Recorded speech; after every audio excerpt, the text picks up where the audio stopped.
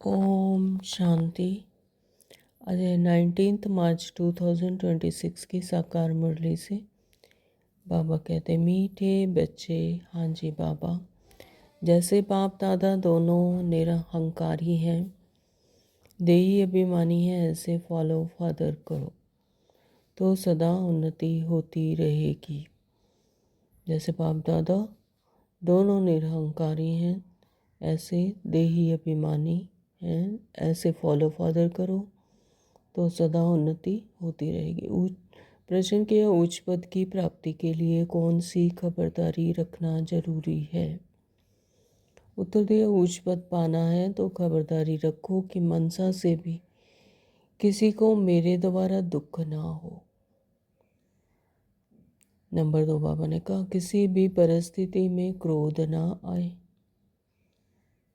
तो नंबर 3, बाबा ने कहा कि बाप का बनकर बाप के कार्य में इस रुद्र यज्ञ में विघ्न रूप ना बने। अगर कोई मुख से बाबा बाबा कहे और चलन रॉयल ना हो तो उच्च पद नहीं मिल सकता। तो बाबा ने क्या 3 बातें बताई कि उच्च पद पाना है तो खबरदारी रखो और मनसा से भी किसी को मेरे द्वारा दुख ना हो। ये खबरदारी रखने कि मन से भी, मनसा द्वारा भी, डबल अहिंसक, मनसा से भी किसी को मेरे द्वारा दुख ना हो। नंबर 2, किसी की भी परिस्थिति, कैसी भी परिस्थिति हो, उसमें क्रोध ना आए। और तीसरा है कि बाप का बनकर बाप के कार्यों में इस रुद्र यज्ञ में विघ्न ना बनो। अगर कोई मुख से बाबा बाबा कहे लेकिन चलन रॉयल ना हो तो उसे उच्च पद नहीं मिल सकता। ओम शांति। ओम शांति बाबा। बच्चे अच्छी तरह से जानते हैं कि बाप से वर्षा पाना है जरूर। कैसे? श्रीमत पर बाप ने समझाया है कि एक है गीता शास्त्र है, एक ही गीता शास्त्र है जिसमें श्रीमद् भगवानुवाच है। भगवान तो सबका बाप है। श्रीमद् भगवानुवाच, जो जरूर भगवान ने आकर श्रेष्ठ बनाया होगा, तब तो उसकी महिमा है। श्रीमद् भगवद गीता अर्थात श्रीमद् भगवानुवाच, भगवान तो जरूर ऊंचते ऊंच ठहरा। श्रीमद् भी उसकी एक शास्त्र में गाई हुई है और कोई शास्त्र में श्रीमद् भगवानुवाच नहीं है। श्रीमद् किसकी होनी चाहिए? वह लिखने वाले भी समझ ना सके उसमें भूल क्यों हुई है, वह भी बाप आकर समझाते हैं। तो उसमें क्या भूल हुई है कि उसमें शिव की जगह कृष्ण का नाम डाल दे। लेकिन सच्ची सच्ची गीता किसने सुनाई? शिव परमात्मा ने इस संगम युग पर सुनाई। रावण राज्य शुरू होने से ही रावण मत पर चल पड़ते हैं। पहले कड़े थे, कड़ी भूल इन रावण मत वालों ने की है। रावण की चमाट लगती है, जैसे कहा जाता है शंकर प्रेरक है, बॉम्ब आदि बनवाए हैं, वैसे 5 विकारों रूपी रावण प्रेरक है। तो ऐसे कहते हैं कि शंकर प्रेरक है, बॉम्ब आदि बनवाए तब बॉम्ब आदि बने। लेकिन बाबा कहते 5 विकारों रूपी रावण प्रेरक है। 5 जो विकार है ना, तो वो प्रेरक है मनुष्य को पतित बनाने का। तब तो पुकारते हैं पतित पावन आओ। तो पतित पावन एक ही ठहराना, इससे सिद्ध है कि पतित बनाने वाला और है और पावन बनाने वाला और है ना। इसी से सिद्ध होता है कि कौन पतित बनाने वाला है और कौन पावन बनाने वाला है। दोनों एक हो नहीं सकते। यह बातें तुम ही समझते हो। नंबरवार पुरुषार्थ अनुसार ऐसे मत समझना कि सभी को निश्चय है, नंबरवार है। जितना नीचे है उतनी खुशी पड़ती है। तो यहाँ पर भी पुरुषार्थ जो सब कर रहे हैं तो सबका अपना अपना निश्चय है, तो जिसका जिस परसेंटेज में निश्चय उतनी खुशी है, जिसका न ये भी क्या है नंबरवार है। बाप की मत पर चलना होता है, श्रीमत पर हमको यह स्वराज्य पद पाना है। मनुष्य से देवता बनने में देरी नहीं लगती है ना। तो हम कहते हैं ऐसे ही समृद्धि है अपने आप की परमात्मा की, तो मनुष्य से देवता बनने में कोई देरी नहीं लगती। तुम पुरुषार्थ करते हो, मम्मा बाबा को फॉलो करते हो, जैसे वह आप सामान बनाने की सर्विस कर रहे हैं, तुम भी समझते हो हम क्या सर्विस कर रहे हैं और मम्मा बाबा क्या सर्विस करते हैं। बाबा ने समझाया था शिव बाबा और ब्रह्मा दादा दोनों इकट्ठे हैं, तो समझना चाहिए कि सबसे नज़दीक है इनका ही संपूर्ण रूप। सूक्ष्म वतन में देखते हैं तो जरूर वह यह दिखा होगा,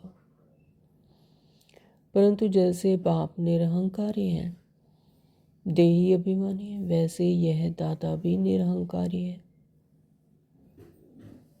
कहते हैं शिव बाबा ही समझाते रहते हैं। तो शिव बाबा ने ही ब्रह्मा बाबा के तन का आधार लेकर हम आत्माओं को समझाया है ना। तो जैसे बाप निरहंकारी देही अभिमानी, वैसे ही फिर दादा भी निरहंकारी है। तो जब मुरली चलती है तो बाबा खुद कहते हैं कि समझो कि शिव बाबा इनके द्वारा सुना रहे हैं। यह ब्रह्मा भी जरूर सुनता होगा, यह ना सुने और ना सुनाए तो ऊंच पद कैसे पाए। तो उनके तन का आधार लेकर एक ही शरीर में दो आत्माएं, एक ब्रह्मा बाबा की एक शिव की। तो शिव बाबा जब सुनाते हैं तो बाबा कहते हैं कि ब्रह्मा बाबा भी तो जरूर सुनते होंगे ना, तो ना सुने तो और ना सुनाए तो फिर ऊंच पद कैसे पाएं। परंतु अपना देह अभिमान छोड़ कहते हैं कि ऐसे समझो कि शिव बाबा ही सुनाते हैं। तो उनके मुख के द्वारा शिव बाबा ने ज्ञान सुनाया, लेकिन उन्होंने अपना देह अभिमान छोड़ कहते हैं कि ऐसे समझो कि शिव बाबा ही सुनाते हैं। तो हम पुरुषार्थ करते रहते हैं, शिव बाबा ही समझाते हैं। इसने तो पतितपना पास किया हुआ है। मम्मा तो कुमारी थी, तो मम्मा ऊंच चली गई। तो मम्मा कुमारी थी, तो मम्मा ऊंच चली गई। तो तुम भी कुमारियाँ मम्मा को फॉलो करो। गृहस्थियों को बाबा को फॉलो करना चाहिए। हर एक को समझना है कि मैं पतित हूँ, मुझे पावन बनना है। मुख्य बात है बाप ने याद की यात्रा की सिखलाई है, याद के यात्रा की सिखलाई है। इसमें देह अभिमान नहीं रहना चाहिए, देह अभिमान देह भान नहीं रहना चाहिए। आत्मिक समृद्धि में परमात्मा को याद करना चाहिए। अच्छा कोई मुरली नहीं सुना सकते तो याद की यात्रा पर रहो। यात्रा पर रहते मुरली चला सकते हैं, परंतु यात्रा भूल जाते हैं तो भी हर्जा नहीं। मुरली चलाकर फिर यात्रा पर लग जाओ, क्योंकि वह वाणी से परे वानप्रस्थ अवस्था है। तो याद की यात्रा में रहो। बाबा कहते कोई मुरली नहीं चला सकते हैं तो याद करते रहो, याद की यात्रा पर रहो। यात्रा पर रहते मुरली चला सकते हैं, परंतु यात्रा भूल जाते हैं तो हर्जा नहीं। मुरली चलाकर फिर यात्रा पर लग जाओ, क्योंकि वह वाणी से परे वानप्रस्थ अवस्था है। मूल बात है देही अभिमानी हो, बाप को याद करते रहें और चक्र को याद करते रहें। किसी को दुख ना दें, मनसा वाचा कर्मणा, किसी को भी दुख ना दें। सिर्फ चक्र को याद करें, बाप को याद करें। यही समझाते रहें, बाप को याद करो, यह है यात्रा। मनुष्य जब मरते हैं तो कहते हैं स्वर्ग पधारा, तो कोई शरीर छोड़कर जाते हैं तो कहते हैं कि स्वर्ग पधारा। अज्ञान काल में भी कोई स्वर्ग को याद नहीं करते हैं। स्वर्ग को याद करना माना यहाँ से मरना। ऐसे तो कोई याद नहीं करते। अभी तुम बच्चे जानते हो हमको वापस जाना है। बाप कहते हैं जितना तुम याद करेंगे उतना खुशी का पारा चढ़ेगा। वर्षा याद रहेगा। जितना बाप को याद करेंगे उतना हर्षित भी रहेंगे।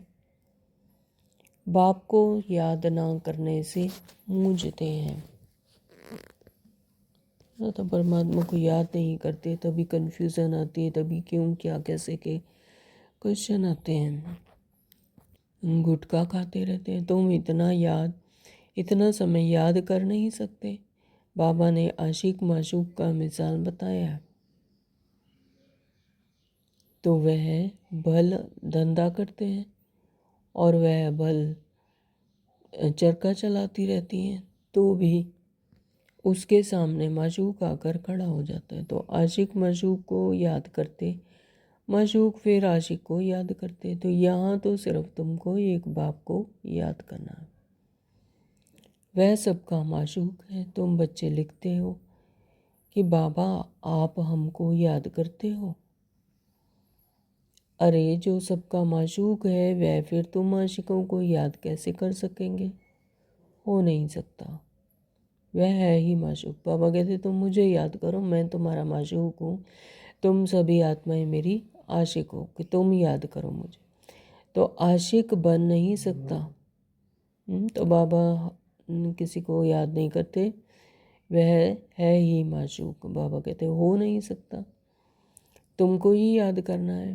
भाई तुमको याद करना है, तुमको विक्रम अपने विनाश करने हैं। बाबा तो तुम आत्माओं के लिए इस धरा पर आ जाते हैं, इस धरती पर आ जाते हैं, तुम्हारा कल्याण करने के लिए, सदगति करने के लिए, ज्ञान देने के लिए। तो बाबा कहते कि आशिक बन नहीं सकता, तुमको ही याद करना है। तुम हर एक को आशिक बनना है, उस एक माशूक का। अगर वह आशिक बने तो कितने को याद करना करे? यह तो हो नहीं सकता। अभी 1 मिनट के साइलेंस में अशरीरी होकर परमात्मा पिता को याद करेंगे।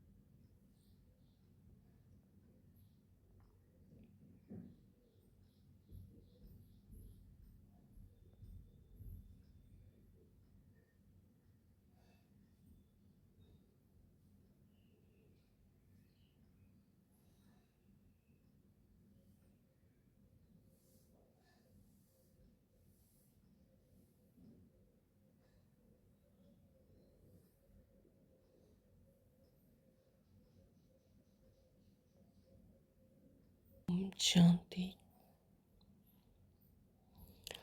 तो बाबा कहते हैं कि अगर वह आशिक बने तो कितने को याद करे? सारी आत्माएं हैं तो किस किस को याद करेंगे? यह तो हो नहीं सकता। कहते हैं कि मेरे ऊपर पापों का बोझ थोड़ी है जो किसी को याद करूं। हाँ, तो हम आत्माओं को तो परमात्मा को इसलिए याद करना है क्योंकि हमें आत्मिक समृद्धि में रह परमात्मा को याद कर अपने विकर्मों का बोझ को ख़त्म करना है, अपने विकर्मों को भस्म करना है। तो बाबा कहते मेरे ऊपर तो कोई पापों का बोझ थोड़ी है, मैं किसको याद करूं? जो मैं तुम्हें याद करूं, तुम्हारे ऊपर बोझा है। तो बाप को याद नहीं करेंगे तो पापों का बोझा नहीं उतरेगा। बाकी मुझे क्यों किसी को याद करना पड़े, तो मैं किसी को क्यों याद करूँ। बाबा कहते याद करना है तो तुम आत्माओं को जितना याद करेंगे उतना पुण्य आत्मा बनेंगे। पाप कटते जाएंगे, बड़ी मंजिल है। देही अभिमानी बनने में ही मेहनत है। यह नॉलेज सारी तुमको मिल रही है। तुम त्रिकालदर्शी बने हो, नंबरवार पुरुषार्थ अनुसार। सारा चक्र तुम्हारी बुद्धि में रहना चाहिए। बाप समझाते हैं तुम लाइट हो, हाउस हो ना, हर एक को रास्ता बताने वाले हो, शांतिधाम और सुखधाम का। तो यह सब नई बातें तुम सुनते हो, जानते हो कि बराबर हम आत्माएं शांतिधाम के रहवासी हैं। यहाँ पाठ बजाने आते हैं ना। तो यहाँ पर हम तो कहा शांतिधाम ही हमारा सत्य घर है, हम वहीं के रहवासी हैं।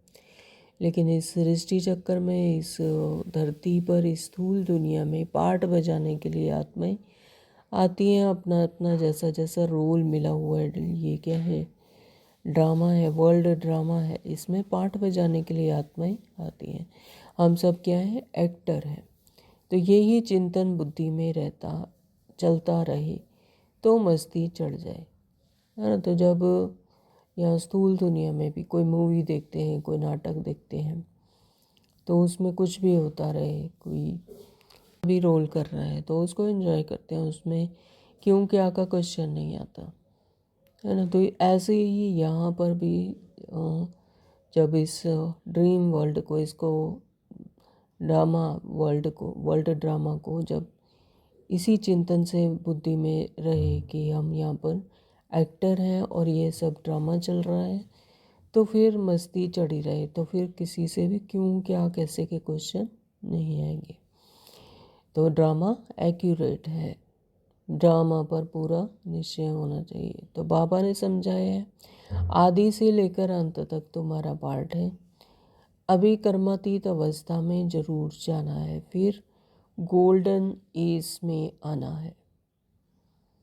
तो कर्मातीत अवस्था में अभी जरूर जाना है, कर्मों का कोई हिसाब किताब ना बचे, है ना। तो कोई भी कर्मों के अतीत अवस्था में जरूर कोई भी कर्म का हिसाब किताब ना हो, तो ऐसा बनना है। तो बाबा कहते फिर गोल्डन एज में आना है। तो फिर जब यहाँ से आत्मा अपने आत्मिक समृद्धि में रहकर अपनी हाईएस्ट स्टेज पर, अपने उच्चतम अवस्था में पहुँचती है, तो फिर गोल्डन एज में आती है।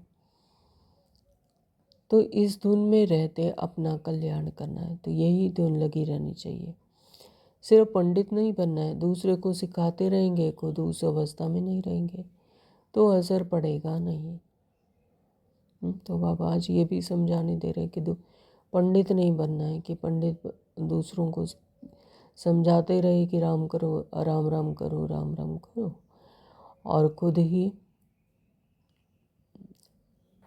परिस्थितियों में फंस गए। और इस तरह से बाबा कहते हैं दूसरों को सिखाते रहेंगे लेकिन खुद की उस अवस्था में नहीं रहेंगे तो असर पड़ेगा नहीं। पहले खुद फिर दूसरों को सिखाना है। तो अपना भी पुरुषार्थ करना है, पहले स्वयं स्वरूप बनना है।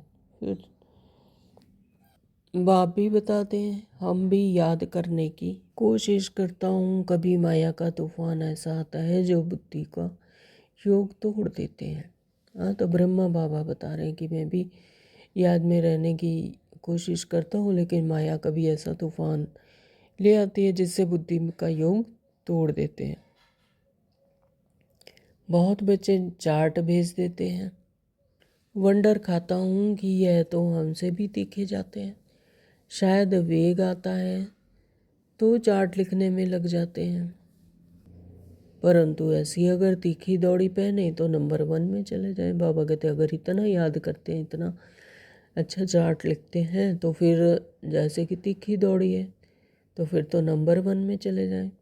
परंतु नहीं, वह सिर्फ चार्ट लिखने तक है, ऐसे नहीं लिखते कि बाबा इतनों को आप समान बनाया, और वह भी लिखें बाबा हमको इसने यह रास्ता बताया है। ऐसा समझदार नहीं आता तो बाबा क्या समझेंगे। सिर्फ चार्ट भेजने से काम नहीं चलता है ना सर। चार्ट में सिर्फ लिख देने से बाबा कहते कोई काम नहीं चलता। कितनों को समझाया, आप समान बनाया, और कितनों ने हमको किसी ने रास्ता बताया, तो ऐसा समाचार नहीं लिखते। तो आप समान भी बनाना है। रूप और बसंत दोनों बनना है। तो ज्ञान रूप और रूप यानी ज्ञान, और बसंत यानी स्वरूप, तो दोनों बनना है। ज्ञान और योग स्वरूप दोनों बनना है, नहीं तो बाप समान नहीं ठहरे। रूप भी बसंत भी एक्यूरेट बनना है। इसमें ही मेहनत है। देह अभिमान मार डालता है। रावण ने देह अभिमानी बनाया है। तो रावण राज्य में आकर देह भान में, देह अभिमान में आ गए। तो अभी तुम देही अभिमानी बनते हो। तो जब परमात्मा पिता ने आकर ज्ञान दिया तो अब हम क्या बनते हैं, देही अभिमानी, यानी आत्मिक समृद्धि में। ये याद रहता है कि मैं आत्मा हूँ, देह नहीं, देह भान से डिटैच। तो फिर आधा कल्प के बाद माया रावण देह अभिमानी बनाती है।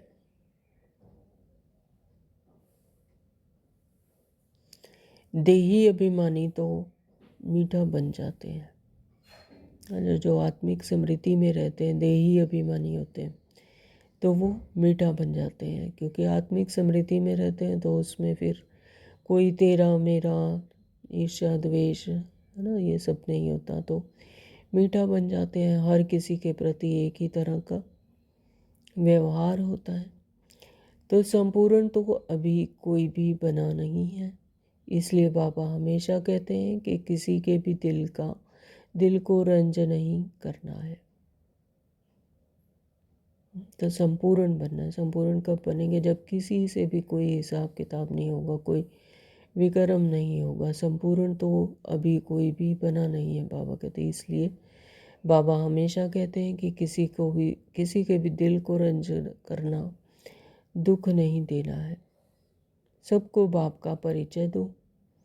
बोलने करने की भी बड़ी रॉयल्टी चाहिए। ईश्वरीय संतान के मुख से सदैव रतन निकलने चाहिए।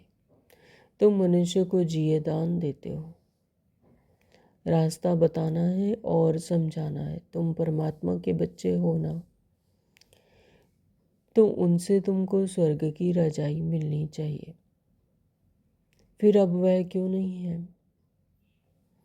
याद करो, बरोबर बाप से वर्षा मिला था ना। तो तुम भारतवासी देवी देवताएं थे। तुमने ही फिर 84 जन्म लिए हैं। तुम समझो कि हम ही लक्ष्मी नारायण के कुल के थे। तो ये बड़ी गहरी बात है। तो बाबा कहते तुम समझो कि हम ही तो लक्ष्मी नारायण के कुल के थे। अपने को कम क्यों समझते हो। अगर कहते कि बाबा सब थोड़े ही बनेंगे, तो बाबा समझ जाता है कि यह स्कूल का नहीं है। उनको कशिश नहीं होगी, उनको नहीं होगा कि हम ऐसा बनेंगे। तो अभी से ही थिरकने लग पड़ते हैं। जो स्कूल के हैं तो वो अभी से ही थिरकने लग पड़ेंगे। तो तुमने 84 जन्म लिए हैं। 84 जन्म लिए हैं। बाप ने 21 जन्मों की प्रारब्ध जमा कराई, वह खाया, फिर ना समाप्त शुरू हो गई।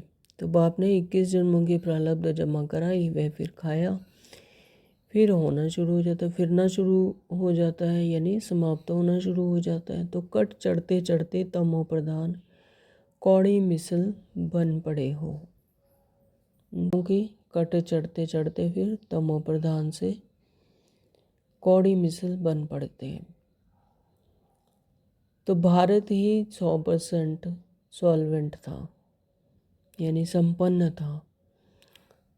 तो इन्हों का यह वर्षा कहाँ से मिला, इन्हों को यह वर्षा कहाँ से मिला, एक्टर्स ही बता सकेंगे ना। मनुष्य ही एक्टर हैं, उनको यह पता होना चाहिए कि इन लक्ष्मी नारायण को बादशाही मिली कहाँ से। वो मनुष्य ही एक्टर हैं, उनको यह पता होना चाहिए कि लक्ष्मी नारायण है, इनकी ने 63 जन्मों से पूजा करते आ रहे हैं, पूज्य हैं, तो उनकी भक्ति करते आ रहे हैं। लेकिन उनको यह बादशाही मिली कहाँ से, किन्होंने बनाया उनको ऐसा। तो कितनी अच्छी अच्छी पॉइंट्स हैं, ज़रूर आगे जन्म में ही यह राज्य भाग्य पाया होगा। तो ये मनन चिंतन चलना चाहिए। तो बाप ही पतित पावन है। बाप कहते हैं कि मैं तुमको कर्म अकर्म और विकर्म की गति समझाता हूँ। कर्म सुकर्म होते हैं यहाँ संगम युग पर, और अकर्म होते हैं सतयुग में, सतयुग त्रेता में अकर्म। ये पतित पावन है। बाप कहते हैं कि मैं तुमको कर्म अकर्म और विकर्म की गति समझाता हूँ।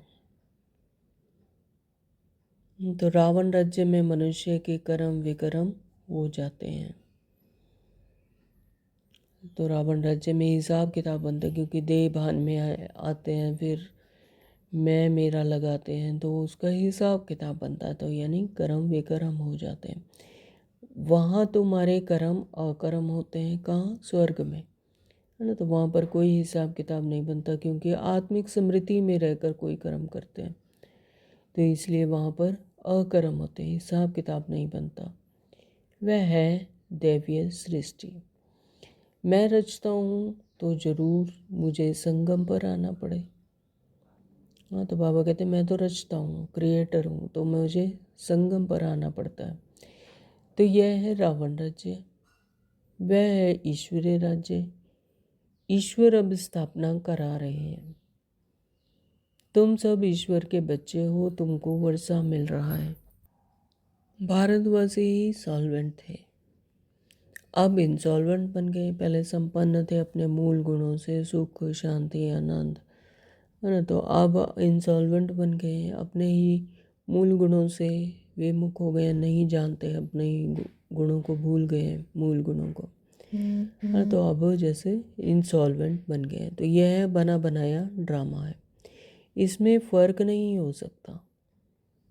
सबका झाड़ अपना अपना है, वैरायटी झाड़ है ना। देवता धर्म वाले ही फिर देवता धर्म में आएंगे। क्रिश्चियन धर्म वाले अपने धर्म में खुश हैं, औरों को भी अपने धर्म में खींच लिया है। तो भारतवासी अपने धर्म को भूलने के कारण वह धर्म अच्छा समझ चले जाते हैं।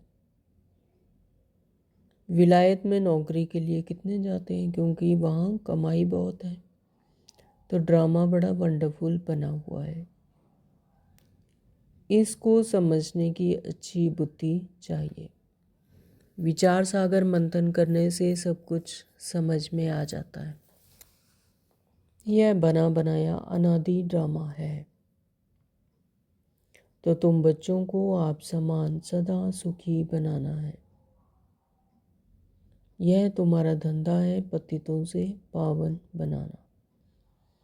तो परमात्मा पिता हमें क्या बनाने हैं, पतित से पावन बनाना है ना। तो पतित पावन अब हमारे सम्मुख हैं, जिन्हें 63 जन्मों से पुकारते हैं। तो बाबा कहते हैं अब तुम बच्चों को भी ऐसे ही आप समान सदा सुखी बनाना है।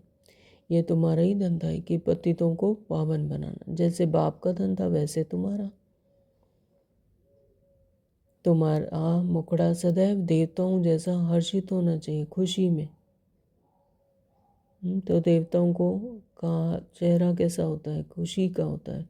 मुखड़ा उनका सदैव ही हर्षित होता है ना। पता ही नहीं कि उदासी होती क्या है, तो खुश रहते हैं। तो हर्षित होना चाहिए, खुशी में। तो बाबा कहते हैं ऐसे ही तुम्हारा भी मुखड़ा देवताओं जैसा सदा हर्षित होना चाहिए। तुम जानते हो हम विश्व के मालिक बनते हैं। तुम हो लवली चिल्ड्रन, हाँ, तो बाबा आज क्या कह रहे हैं बच्चों को, लवली चिल्ड्रन हो तुम। क्रोध पर बड़ी खबरदारी रखनी है। बाप आए हैं बच्चों को सुख का वर्षा देने। स्वर्ग का रास्ता सबको बताना है। बाप सुख करता दुख हरता है, तो तुमको भी सुख करता बनना है।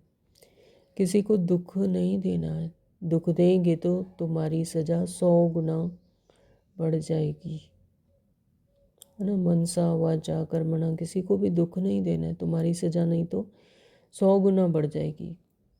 कोई भी सजा से बच नहीं सकता।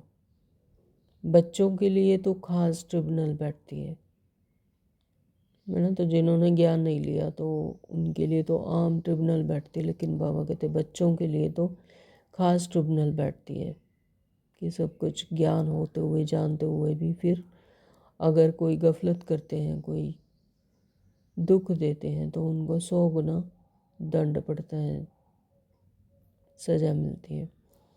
तो बाप कहते हैं तुम विघ्न डालेंगे तो बहुत सज़ा खाएंगे। कल्प कल्पांतर तुम साक्षात्कार करेंगे कि फलाने ये बनेंगे। आगे जब देखते थे तो बाबा मना करते थे कि ना सुनाओ, अंत में तो एक्यूरेट मालूम पड़ता जाएगा। तो किसी को ऐसे साक्षात्कार होते थे कि फलाने यह बनेंगे, तो बाबा ने देखते, बाबा कहते कि मना करते थे कि ना सुनाओ, है ना, क्योंकि एक्यूरेट अंत में एक्यूरेट मालूम पड़ता जाएगा, क्योंकि अभी तो पुरुषार्थ कर रहे हैं। तो आगे चलकर जोर से साक्षात्कार होंगे, वृत्ति तो होती जाएगी, आबू तक क्यों लग जाएगी। बाबा से कोई भी मिल नहीं सकेंगे, कहेंगे अहो प्रभु तेरी लीला, यह भी गाया हुआ तो है ना।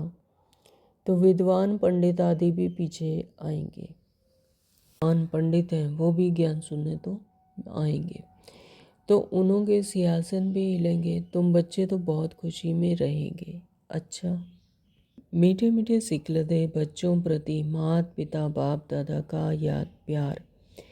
ऐसी याद प्यार एक ही बार मिलती है। जितना तुम याद करते हो उतना तुम प्यार पाते हो।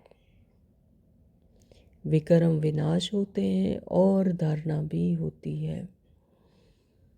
बच्चों को खुशी का पारा चढ़ा रहना चाहिए। जो भी आए उनको रास्ता बताएं। बेहद का वर्षा बेहद के पाप से पाना है। कम बात है क्या?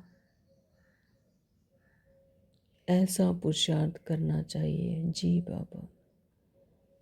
अच्छा, मीठे मीठे सिकलदे रूहानी बच्चों प्रति रूहानी बाप दादा का याद प्यार और गुड मॉर्निंग। रूहानी बाप की रूहानी बच्चों को नमस्ते। हम रूहानी बच्चों की रूहानी माता पिता याद प्यार और गुड मॉर्निंग। नमस्ते जी, नमस्ते जी, शुक्रिया मेरे मीठे बाबा, आपका दिल से बहुत बहुत शुक्रिया। धारणा के लिए मुख्य सार में नंबर 1 बाबा ने कहा बोलने चलने में बहुत रॉयल बनना है, मुख से सदैव रतन निकालने हैं। हम कौन हैं? हम परमात्मा के डायरेक्ट बच्चे। तो बोलने चलने में बाबा कहते बहुत रॉयल बनना है, मुख से सदैव रतन निकालने हैं, आप समान बनाने की सेवा करनी है, किसी की दिल को रंज नहीं करना है। नंबर 2 बाबा ने कहा क्रोध पर बड़ी खबरदारी रखनी है, मुखड़ा सदैव देवताओं जैसा हर्षित रखना है, स्वयं को ज्ञान योग बल से देवता बनाना है। बाबा ने क्या कहा? क्रोध पर बड़ी खबरदारी रखनी है, मुखड़ा सदैव देवताओं जैसा हर्षित रखना है, और स्वयं को ज्ञान और योग बल से देवता बनाना है। वरदान दिया है बाबा ने, पावरफुल दर्पण द्वारा सभी को स्वयं का साक्षात्कार कराने वाले साक्षात्कार मूर्त भव। बहुत सुंदर बाबा ने वरदान दिया, पावरफुल दर्पण द्वारा सभी को स्वयं का साक्षात्कार कराने वाले साक्षात्कार मूर्त भव। जैसे दर्पण के आगे जो भी जाता है तो वह स्वयं का स्पष्ट साक्षात्कार उसे हो जाता है ना। तो दर्पण के आगे गए तो अपना स्वयं का स्पष्ट उसको स्वरूप दिखाई देता है। लेकिन अगर दर्पण पावरफुल नहीं तो रियल रूप के बजाय और रूप दिखाई देता है। अगर दर्पण पावरफुल नहीं है तो वो उसमें उसका चित्र और तरह से दिखाई देगा, रियल रूप नहीं दिखाई देगा। रियल रूप के बजाय और ही रूप दिखाई देता है तो होगा पतला, दिखाई देगा मोटा, है ना। तो दर्पण क्या है? पावरफुल नहीं है। तो इसलिए आप ऐसे पावरफुल दर्पण बन जाओ जो सभी को स्वयं का साक्षात्कार करा सको। तो बाबा कहते हैं ऐसे दर्पण बन जाओ, पावरफुल दर्पण बन जाओ कि उसको अपना साक्षात्कार मतलब अपना रूप उसमें तो आप में दिखाई दे। ऐसे दर्पण बन जाओ, आप दर्पण बन जाओ तो जो सभी को स्वयं का साक्षात्कार करा सको। अर्थात आपके सामने आते ही देह को भूल अपने देही स्वरूप में स्थित हो जाए ना। तो ऐसा दर्पण, ऐसा रियल दर्पण बन जाए, पावरफुल। वास्तविक सर्विस यह है, इसी से जय जयकार होगी। तो ये कैसा होगा? जब अपनी मनसा, अपनी मनोवृत्ति जब इतनी पावरफुल होगी तब ऐसे दर्पण बनेंगे कि कोई भी सामने आए तो उसे उसका साक्षात्कार हो, उसे अपने देह को भूल जाए और वो भी आत्मिक समृद्धि में आ जाए, देही रूप में स्थित हो जाए, यानी अपने आत्मिक स्वरूप में स्थित हो जाए। तो ऐसा बाबा कहते हैं ऐसी सर्विस ये है वास्तविक सर्विस, इसी से जय जयकार होगी। स्लोगन दिया बाबा ने, शिक्षाओं को स्वरूप में लाने वाले ही ज्ञान स्वरूप प्रेम स्वरूप आत्मा है। शिक्षाओं को स्वरूप में लाने वाले, जो शिक्षाएं बाबा रोज मुरली के द्वारा ये 4 पेज की मुरली में जो शिक्षाएं देते हैं उसका स्वरूप में लाने वाले जो हैं वही ज्ञान स्वरूप प्रेम स्वरूप आत्मा है। ओम शांति। ये शब्द नहीं है, अनुभूतियाँ हैं। आज के ये अव्यक्त इशारे निश्चय के फाउंडेशन को मजबूत कर सदा निर्भय और निश्चिंत रहो। बाप में तो निश्चय है, लेकिन अपने में भी निश्चय बुद्धि होकर कार्य करो तो फिर विजय ही विजय है ना। तो परमात्मा पर तो पूरा निश्चय, लेकिन अपने आप में भी निश्चय है। तो बाबा कहते हैं अपने में भी निश्चय बुद्धि होकर कार्य करो तो फिर विजय ही विजय है। विजय के आगे समस्या कोई चीज़ नहीं है। फिर वह समस्या नहीं फील होगी, लेकिन खेल फील होगा। तो जब अपने आप में निश्चय है, परमात्मा में निश्चय है, तो फिर समस्या नहीं लगेगी, खेल लगेगा। तो खेल खुशी से किया जाता है। कोई कार्य सहज होता है तो कहा जाता है ना, तो यह तो बाएं हाथ का खेल है, अर्थात सहज है। तो यह भी बुद्धि का खेल हो जाएगा। खेल से घबराएंगे नहीं, है ना। तो आज सारा दिन इसी निश्चय बुद्धि होकर कार्य करेंगे तो विजय हुई ही पड़ी है। बाप में तो निश्चय है ही, लेकिन अपने आप में भी पूरा निश्चय बुद्धि। तो फिर कोई समस्या नहीं लगेगी, खेल लगेगा। और खेल क्या किया जाता है? खुशी से किया जाता है। हर कार्य सहज हो जाएगा। तो यह बुद्धि का खेल हो जाएगा और खेल से घबराएंगे नहीं। Om Shanti. Thank you Baba.